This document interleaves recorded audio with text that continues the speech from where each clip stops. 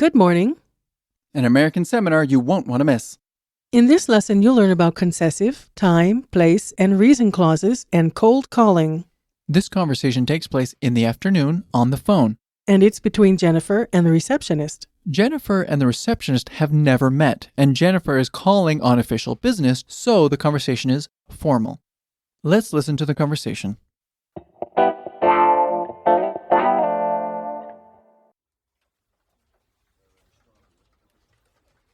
My name is Jennifer Arnold, and I'm calling on behalf of the Department of International Relations at the University of Indiana.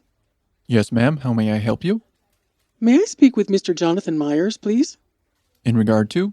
We're organizing an international seminar in March, and we'd like him to participate because of his expertise in engineering. Do you know if he will be available the first week of March? Not for certain, although I only have his official work schedule. The dates are so far in advance, that could change. Could I speak with him directly? He's currently unavailable. Would you like him to call you back? Yes, please. That would be great. If you could leave your phone number, I'll pass the message on to him as soon as he's available. Our phone number is 555-5555.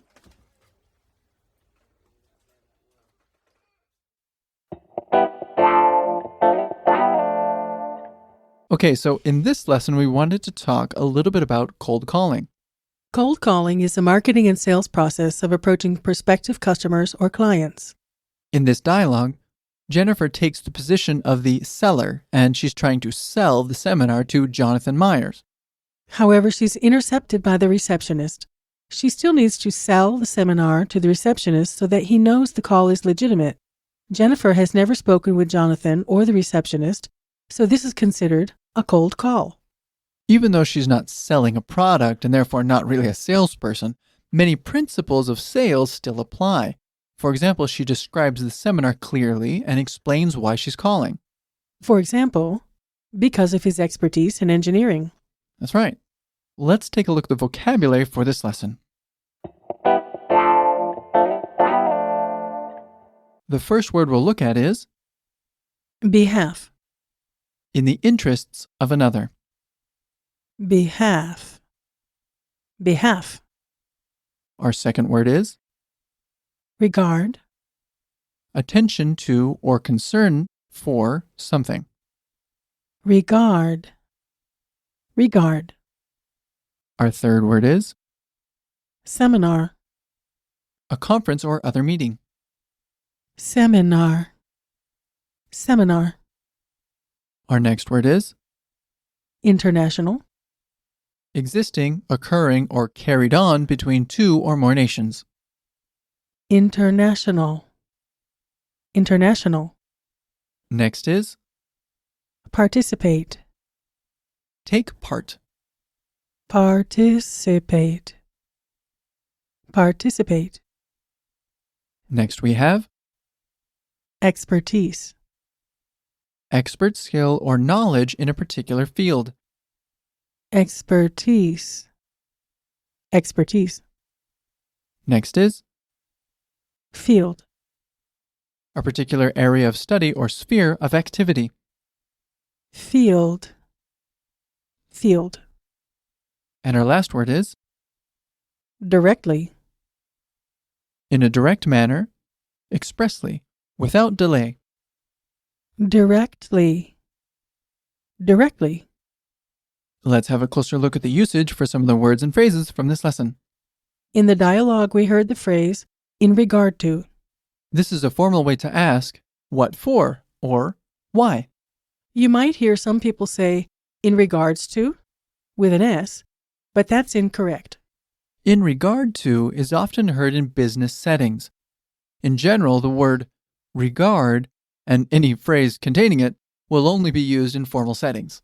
You can often replace this phrase with words like regarding, about, concerning, in, or with. That's right. Could you break it down for us? In regard to. And one time fast. In regard to. Excellent.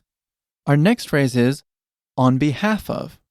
This is a formal way to say for and means representing or as a representative of. The phrase on behalf of is typically only used in official settings. By definition, representing another person or group is an official action, so the phrase isn't necessarily formal. It can be used in casual settings as well. In the dialogue, Jennifer said, "I'm calling on behalf of the Department of International Relations." She is representing the department officially on this telephone call. Another context where this phrase might be heard is at official dinners.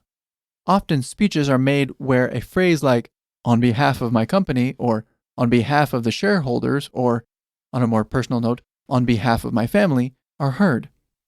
Just remember, it's better to avoid the word myself when using on behalf of.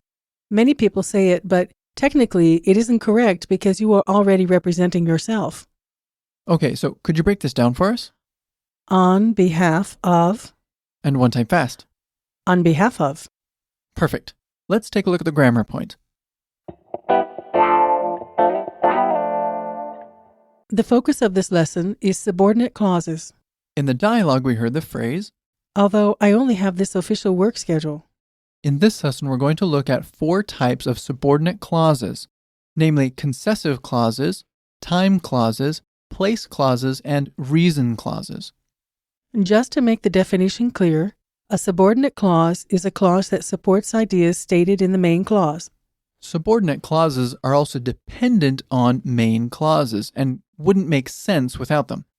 For example, the phrase, "because he was sitting," by itself makes no sense. But if put into the sentence, he couldn't see very far because he was sitting. That now makes sense. The because he was sitting is a subordinate clause. Now let's take a look at concessive clauses. Concessive clauses are used to concede a given point in an argument. The principal concessive conjunctions introducing a concessive clause are though, although, even though, while, and even if. These can be placed at the beginning, in the middle, or at the end of a sentence.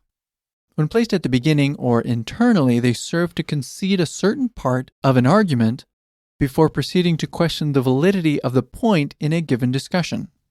That was probably a bit complex, so let's look at an example sentence. For example, even though there are many advantages to working the night shift, people who do generally feel that the disadvantages greatly outweigh the advantages. So here, the phrase, "even though there are many advantages to working the night shift," is the part that served to concede a certain part of an argument. The next segment questions the validity of a point given in the discussion. That phrase was, people who do generally feel that the disadvantages greatly outweigh the advantages. So, when a concessive clause is placed at the end of a sentence, the speaker is admitting a weakness or problem in that particular argument. For example, I tried hard to complete the task, though it seemed impossible. Now let's look at place clauses.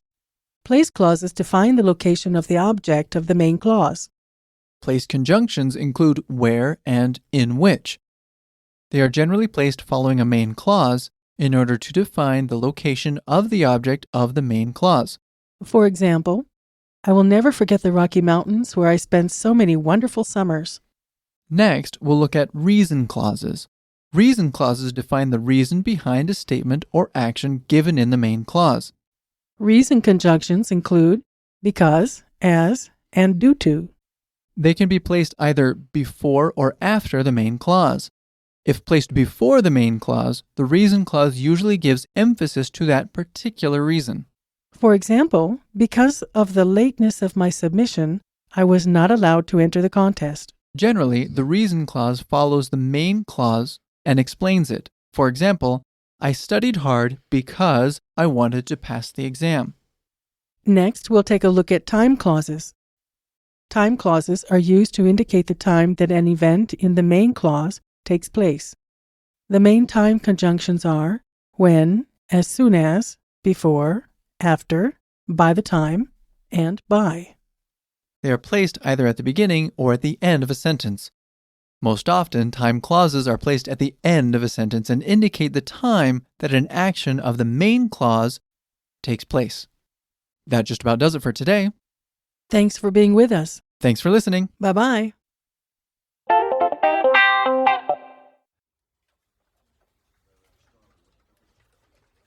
My name is Jennifer Arnold, and I'm calling on behalf of the Department of International Relations at the University of Indiana.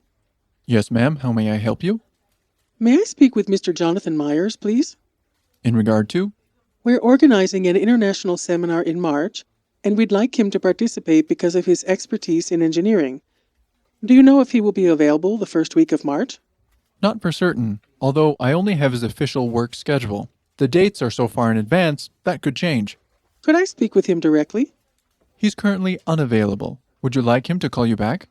Yes, please. That would be great. If you could leave your phone number, I'll pass the message on to him as soon as he's available.